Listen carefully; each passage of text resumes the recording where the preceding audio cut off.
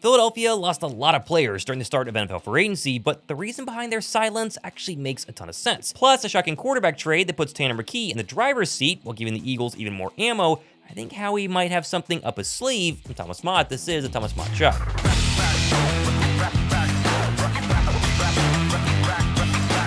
Well, while everyone around the NFL was busy shelling out money to either keep their own or bring in some new faces, the defending Super Bowl champs were pretty silent, sitting quietly in their corner, watching it all unfold. And while the start of free agency, yes, is still young, the Birds clearly have a plan. It just involves losing pretty much all of their key internal free agents. Although just because they were quiet in the signing department doesn't mean they couldn't make a trade. Philadelphia surprised everybody by sending backup quarterback Kenny Pickett to the Cleveland Browns for a 5th-round pick and Dorian Thompson-Robinson. First, happy trails to Kenny Pickett. I thought he played pretty well as a backup this year and technically got to play in the Super Bowl. The exciting part of this trade, though, is what it means for Tanner McKee, who I thought was super impressive against the Cowboys and has a ton of future potential.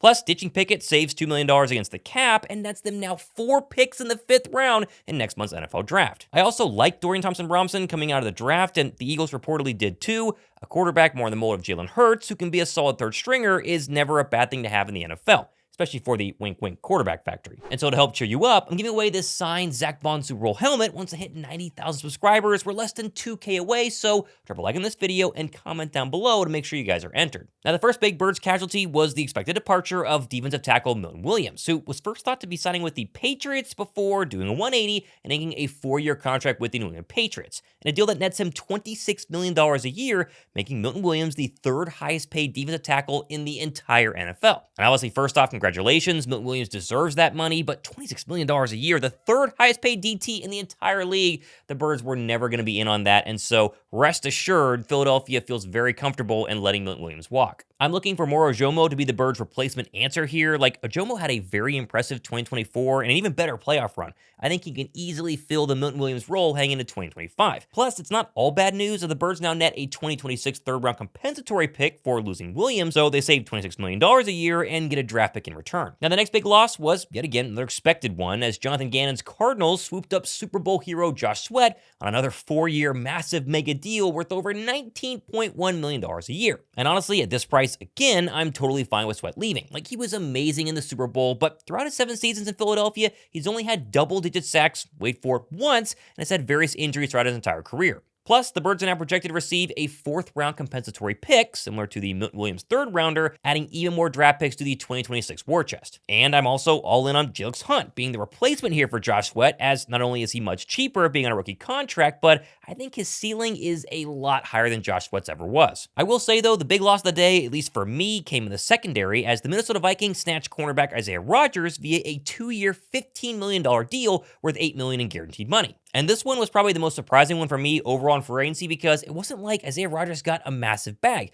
Milton Williams, Josh Sweat, they were paid way too much. Philadelphia was never going to match that offer. But about $8 million in guaranteed money, $8 million in a 2-year deal, the Eagles could have easily re-signed Isaiah Rodgers if they really wanted to. Also, I want to give a massive shout out to the sponsor of today's video, 4Wellness. 4Wellness is a wellness brand founded by Phil Mickelson and Olympic-level coach Dave Phillips to produce the highest quality, clean, and science-backed coffee boosters, recovery gummies, and superfood bites on the market. I'm a massive fan of their Good Stuff coffee booster because 1 scoop in your morning coffee, it tastes incredible, and the ingredients are super clean. The clarity, the mental focus, the energy from this is really second to none. I mean, instead of putting like unhealthy artificial sweeteners and creamers into your coffee, the Good Stuff is built to fuel your drive and empower your best self every day, all while making your coffee taste delicious in 1 easy scoop in your morning coffee. And 4Wellness subscribers receive 25% off the single purchase price for life, and double subscriptions are up to 30% off as well. Plus, new subscribers to the Good Stuff also receive a free welcome kit when you place your first order of either a ceramic canister and metal scoop, designed to look great on your kitchen counter, or Phil's favorite tumbler, which is perfect for busy days. If you want to save 25% off your subscription, just click the link down below in my description box, or use the QR code somewhere over here, bottom corner of the screen.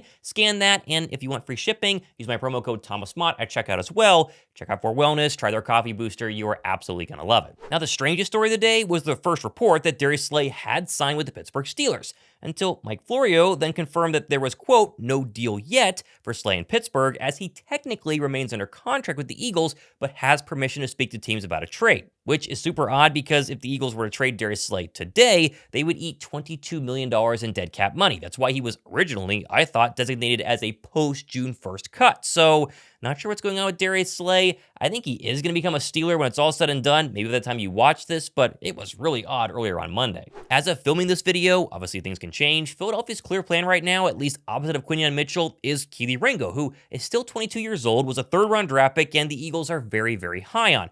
Now, I do think they're going to sign somebody in free agency, kind of a cheaper, maybe a veteran player in the coming days. That remains to be seen. They will obviously draft somebody as well, but there are going to be some serious question marks around Kelee Ringo, and my hope is he can exceed the expectations some Eagle fans have for him right now. Now, the final bird, at least on day one of free agency to fly the nest, is linebacker Oren Burks, who signed a 2-year, $5 million deal with the Cincinnati Bengals. Again, kind of like Isaiah Rodgers, pretty cheap deal here, so obviously the Eagles know something I don't. I think it might be Jeremiah Trotter Jr., but they probably need to add another linebacker at some point this offseason. I think the main takeaway for me, at least from day one of NFL free agency, was Philadelphia, yes, took some gut punches, but none of them were particularly surprising. But you got to understand that all these key losses already have replacements ready to rock on the roster. Plus, we still have the upcoming draft, and all in all, I think Howie Roseman staying put and keeping money in his pocket is going to be looked back as a much smarter move down the line. Plus, don't forget about the compensatory picks the Birds will likely now have, bringing their total projection of picks in the first 4 rounds of 2026's draft to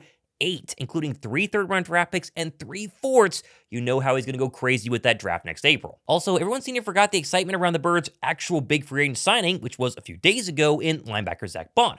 Bond was arguably the biggest internal free agent that all Eagle fans wanted to sign, and he came back at a mutually beneficial 3-year deal for $17 million a season. And if you were to ask me or any other Eagle fan who's the #1 free agent they gotta re-sign, the answer was always Zach Bond. So if you're worried about what they did day one of free agency, remember, they already got their big key guy, and that was Bond a couple of days ago. Now, there are still some questions yet to be answered, at least, again, as of filming this video, and the first of which comes out of the NovaCare complex, really around Dallas Goedert, who was the topic of a late Sunday evening Josina Anderson tweet stating, quote, there are league sources who believe the Eagles are holding out hope for at least a 4th-round pick for tight end Dallas Goedert in a potential trade. Even if said pick was from latter years in 26 or 27. However, a lower pick and more of a salary adjustment is needed for some teams. Now, Goedert right now is signed through 2025, but has 0 guaranteed money left. They could technically cut him, at least today. And at 30 years of age and struggling with injuries recently, you can see the thought process here. Trade him now while his value is still something, and draft his replacement next month. My hope right now is this is all part of Howie Roseman's plan to show Goedert his trade value that doesn't really exist, and then sign him to a cheaper extension in Philadelphia in the coming days. Because much like the cornerback talk earlier, you don't enter the season with all your chips in on a rookie tight end basket. Like, something else has got to be brewing here. I'm hoping we just have to stay tuned. Now, the other update we're waiting on is guard Mekhi Becton, who maybe by the time you're watching this show, the Eagles signed him or he signed somewhere else.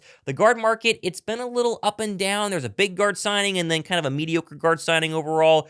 I think he's going to come back. My hope is he's just testing the market. He comes back, but the big draw here, I think, has got to be the fact that he only blossomed in the Eagles offensive line. And do you really want to leave Stoutland University? Now, I will say, if you want one name that I really want the Eagles to go ahead and sign, and who, as of filming this video, is still technically on the market, that's Von Miller, who was released by the Bills over the weekend, and I think could be the perfect quote-unquote Chris Long role as an aging former star pass rusher in Philadelphia. Now, he's nowhere near what he once was, only had 6 sacks this past year, but I'm not expecting anything crazy. And also, it looks like Lane Johnson isn't either, as he seemed to give his tweet of approval yesterday, which means I want him even more. Obviously, he could be signed by the time you watch this video. He might be too expensive, but I love the idea of Von Miller. Is there a name that you still see in the free agent market you want the Eagles to sign? Let me know down below in the comments. Now, expanding our nets outside of Philadelphia, and a couple of the targets that I wanted the Eagles to get did not obviously end up in Philadelphia, including Khalil Mack re-signing with the Chargers on a 1-year, $18 million fully guaranteed contract. Pair that with edge rusher Harold Landry reuniting with his former Titan head coach Mike Vrabel in New England on a 3-year deal,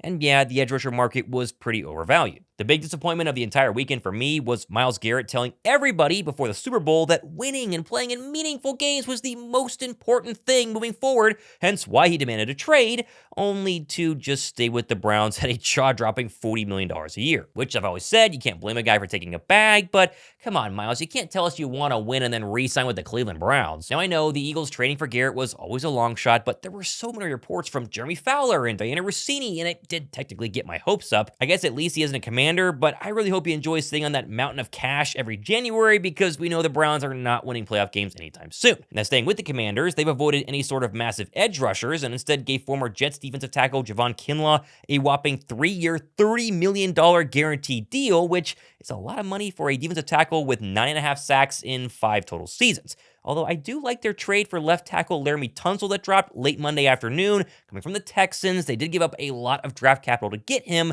but it sure is up a big-time need in protecting Jane Daniels' blindside. Now, perhaps the funniest thing to happen all day was the Eagles' not-so-subtle scheduling of the Saquon Barkley contract extension press conference that just so happened to take place at noon on Monday, the exact same time as the start of free agency. And Barkley not only signed his new deal, keeping in Philadelphia for at least the next 4 years and becoming the highest-paid running back in the NFL, but he also told the media he's thrilled to extend his stay in the city of brotherly love and is ready to chase even more championships going forward.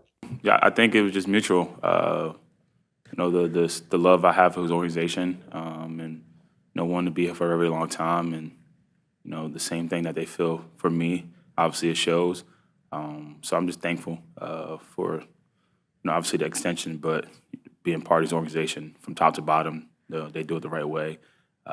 Everybody in this building. So to be able to be part of this for another 4 years, I think it is, and hopefully more. I'm super excited about that. Now, as always, NFL Free Agency is not just one day. I mean, people sign day 2, day 3, day 4. Stay tuned for all the latest updates here on the channel. We're the first to go live. We went live like 4 times already on Monday. Hit that red subscribe button and notification bell. I think the Birds are going to do something. The question is it going to be more than what they've already done? Are they going to just wait for the draft? Who knows? We'll cover it here on the channel, though. I'm Thomas Mott. This has been The Thomas Mott Show.